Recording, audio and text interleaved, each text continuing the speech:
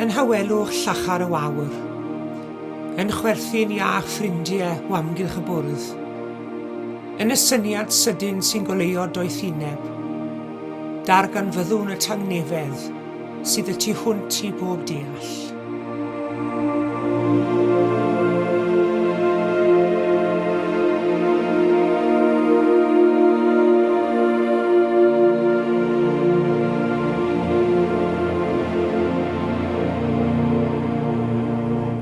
Bore da iawn i chi gyd a chroeso cynnes iawn i chi i roedfa ar yr ail sul yn hymor yr advent. Diolch i chi am eich cwmni. Gadewch i ni droi gyda'n gilydd at dorch yr advent. Mae'n dymor yr advent a'r nos yn ein tir, goleuwn y ganwyll sy'n twynnu mor glir. Mae'n ganwyll ein gobaith ac Iesu fab Duw yn rhoi yn i'r golau i'n harwain i fyw.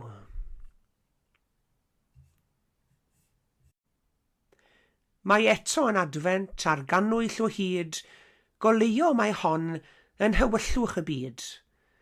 Mae'n ganwyll ein heddwch ac Iesu fab Duw yn dywysog tangnefedd i'n dysgu i fyw.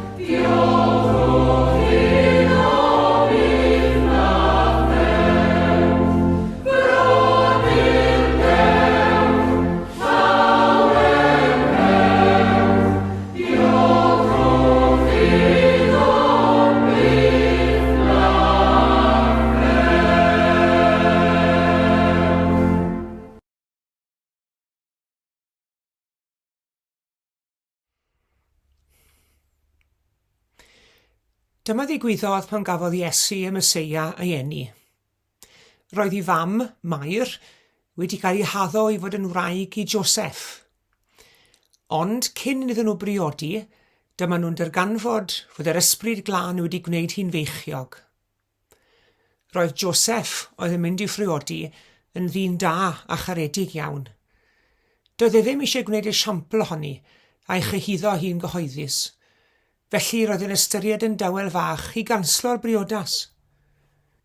Roedd wedi bod yn meddwl am hyn pam gafodd freuddwyd. Gwelodd angel Duw yn dod ato a dweud wrtho, Joseph fab Dafydd, paid petruso mynd â Mair adre i fod yn wraig i ti, a mae'r ysbryd glân sydd wedi gwneud hi'n feichiog.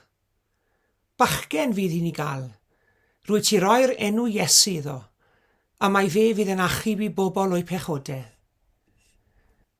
Digwyddodd hyn mwyn i beth ddwedodd Duw drwy ei broffwyd ddod yn wir. Edrychwch, bydd merch ifanc sy'n wirif, yn feichiog ac yn cael mab. bydd y plentyn yn cael ei alw'n Emmanuel. Hynny yw, y mae Duw gyda ni.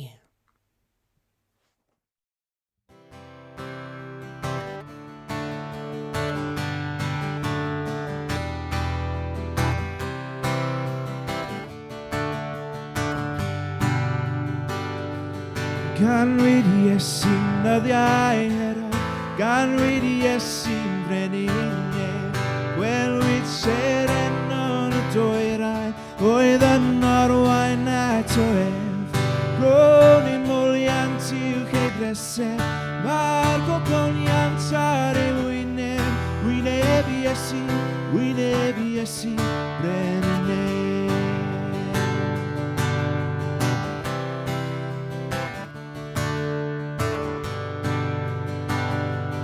Weled seren frin y dwyrain, yn o'n sefyll llanyllen, uwch y lle gorweddau'r bychan, bu llawenydd mawr dros ben. Ro'n i'n mwliant uwch ei bresau, mae'r gogoniant ar ei wyneb, wyneb i Iesu breninen. Roes y doethion i anregion, oedd ei breseb ar y gwain, a'r athisan i'r asidan, llawer trysor i famau. Ro'n i'n mwliant uwch ei breseb, mae'r gogoniant ar ei wyneb, wyneb i Iesu breninen.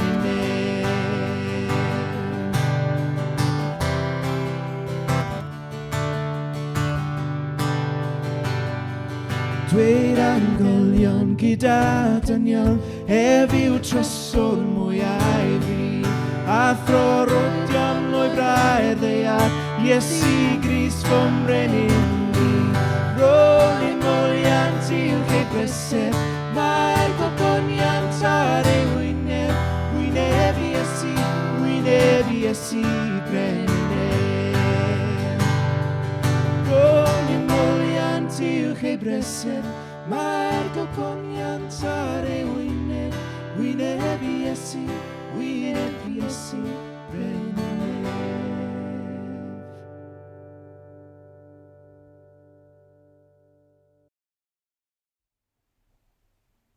A gelwir ef Emmanuel, o'i gyfieithu, y mae Duw gyda ni.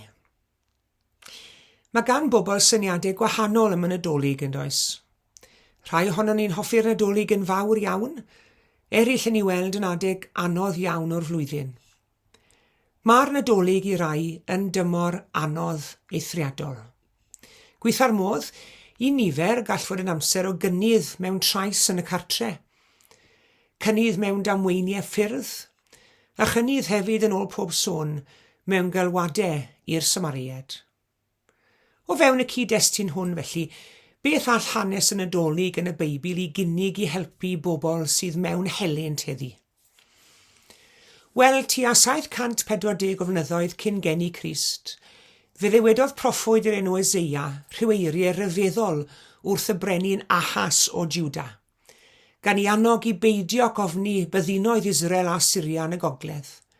Ath ymlaen i ddweud, wele ferch ifanc yn feichiog, a phan esgor ar fab, fe'i gelwyn Emmanuel. Y tristwch yw bod Achas wedi gwrthod derbyn hyn, ac o ganlyniad dath o dan farn Duw. Daeth yr addewid o Emmanuel yn gysylltiedig â gobaith y dyfodol am Feseia. Ond pa fath o Feseia fydde tybed? Shwt y lle Duw fod gyda ni mewn byd mor heriol ac mewn byd mor helbilus? Yn gyntaf gyd, mae'n golygu i fod yn rhannu ein breider ni, i ni'n bobl tyner iawn yn dyn ni. Chi'n dweud fod rhywbeth yn frai, os yw e'n wan, mae e'n froi fydden ni'n dweud. Mae yna freider yn perthyn iddo fe, mae yna wendid yn perthyn. Ond wrth i ni edrych ar bresau Bethlehem, i ni'n gweld Duw fel un di-amddiffyn iawn yn dyn ni.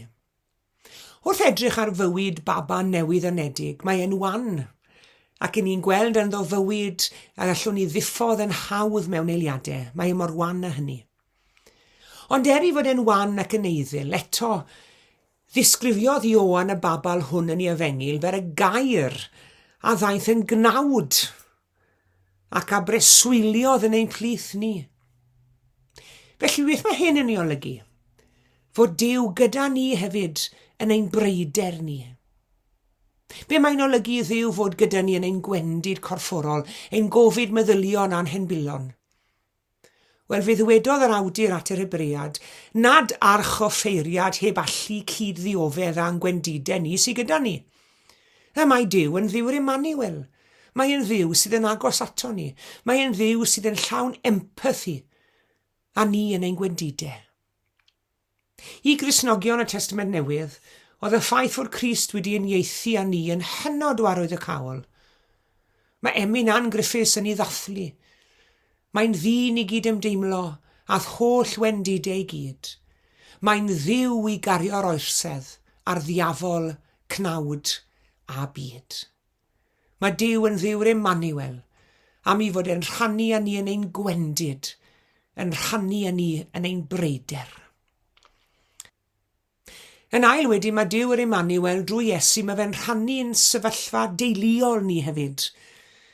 Gas Iesu ddim i eni ryw ofod, gas ei eni deulu dynol digon cyffredin, i dad yn sar dosbarth gweithiol lleol.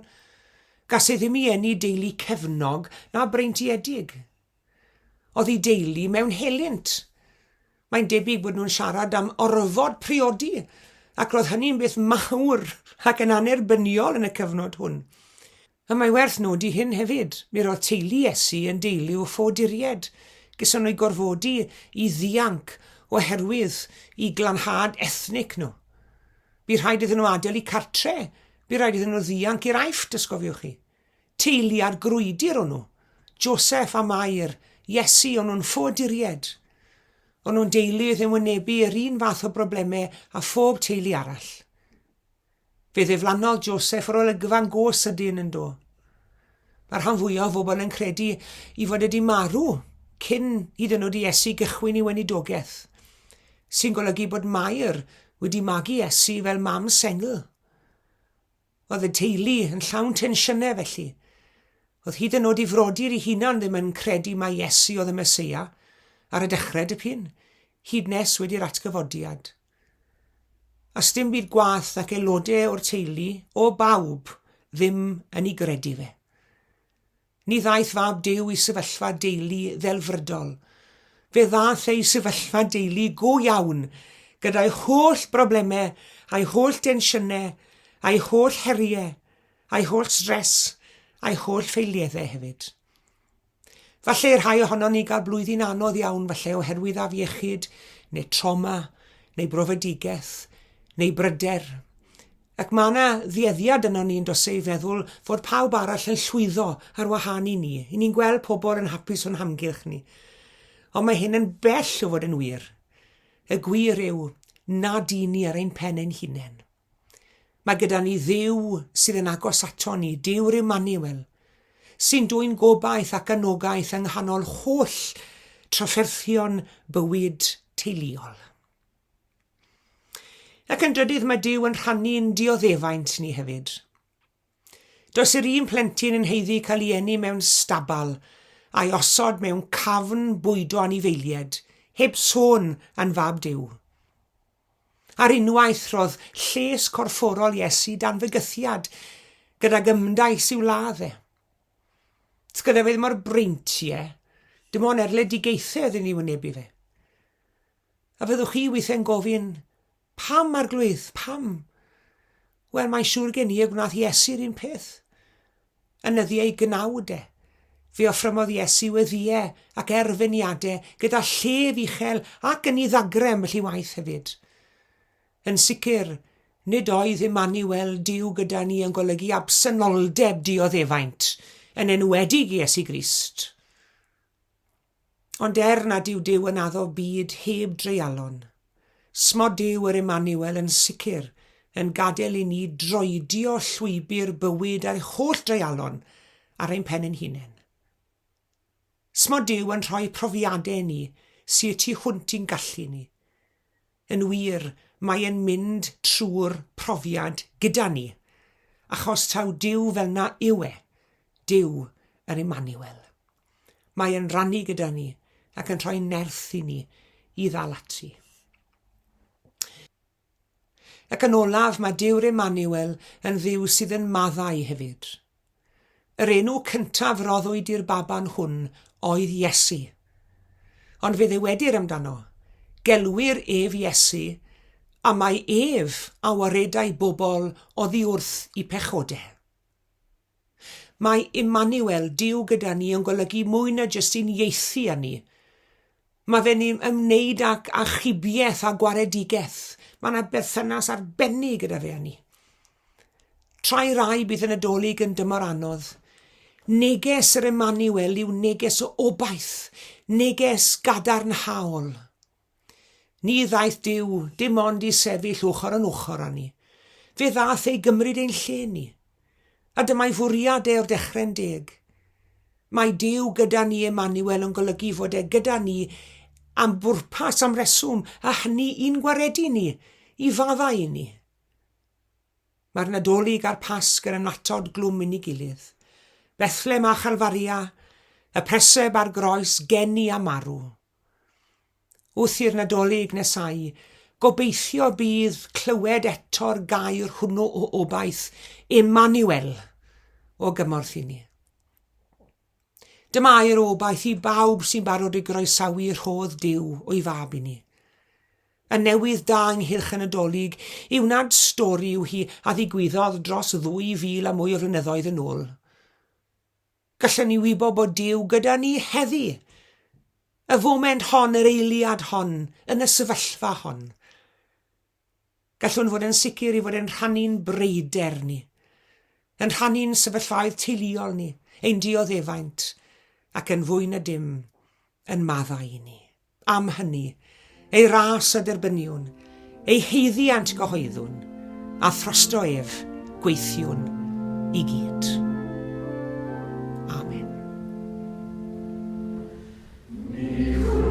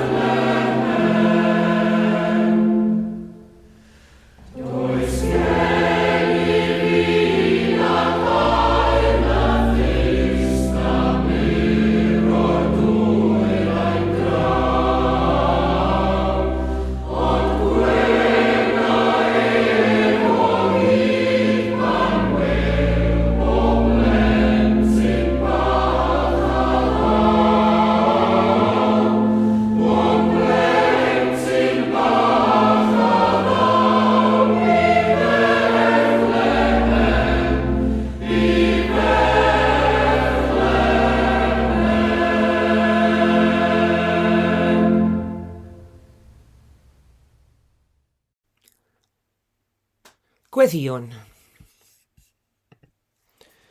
O Dduw ein tad, a thad ein harglwydd a'n gwaredwr Iesu Grist.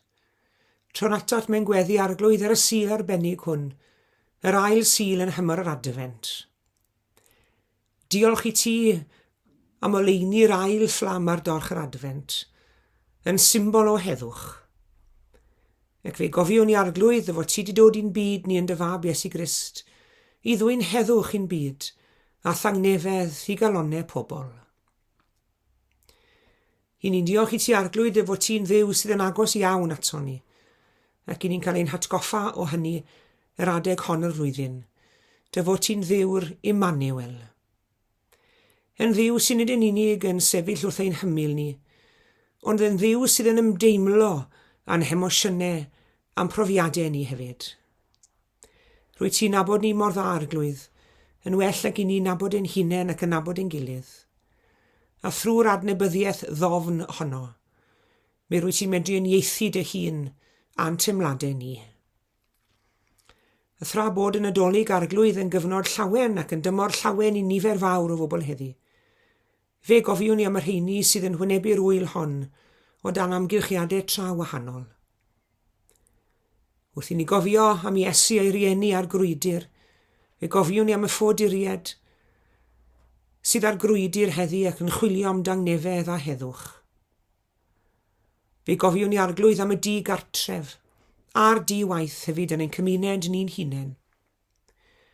Fe gofiwn ni am y rhai sydd yn unig ac yn drist, y rhai sy'n galaru ac yn hiraethu am anwyliad, y rhai sydd yn sal. Arglwydd bydd yn agos atyn nhw fel yr wyt ti bob amser. Gweddiwn arglwydd y bydden nhw'n teimlo dy bresenoldeb di yn eu hamgylchynu nhw. Ac yna fydden nhw chwaith yn teimlo'n unig, oherwydd rwy ti wrth law o hyd i wrando cri, nesau at dduw sydd dda i ni. Arglwydd yn Duw tywys ni wrth i ni nesau at Bethlehem ac wneud ein ffordd yn ara bach, a chlywed y proffwydi'n cyhoeddi eto am ddyfodiad y Meseia. Cofio Mair a Joseph yn gwneud i ffordd i dref Dafydd. Cofio am y bugeilied mas ar y bryniau yn gweld i'w gwaith, ac am Herod wedyn wedi cael ei gythruddo o glywed fod brenin arall wedi cael ei eni. Arglwydd gyda rhyw feddyliau fel yna yn gwynebon i'r wythnos newydd hon, gan ddiolch i ti eto arglwydd nad oes rhaid i ni ofni'r un gelyn, ond i ni gerdded yn y gwmni di. Dilyned y gariad ni bobman felly. Doed air atom ym mhob lle.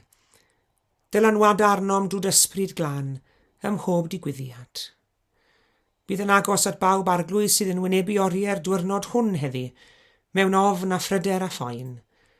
Yr rhai sydd yn bell oddi gartre, yr rhai sy'n agos ato ni.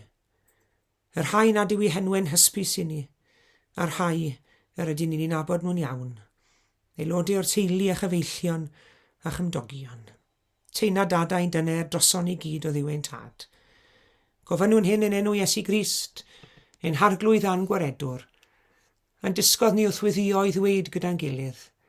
Ein tad yr hwnnwyt yn y nefoedd, sancteiddi'r dy enw, deled y deyrnas, gwynele'r dy ewyllus, megis yn y nef, felly ar y ddeiar hefyd.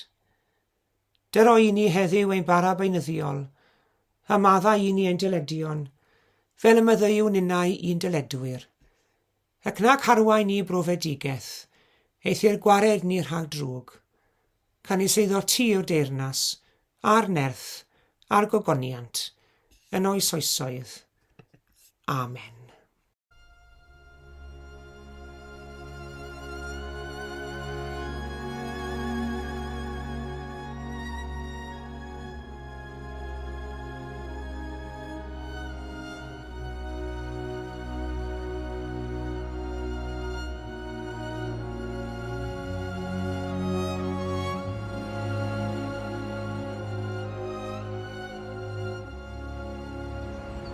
Diolch yn fawr iawn i chi gyd am eich cwmni yn yr oedfa bore yma.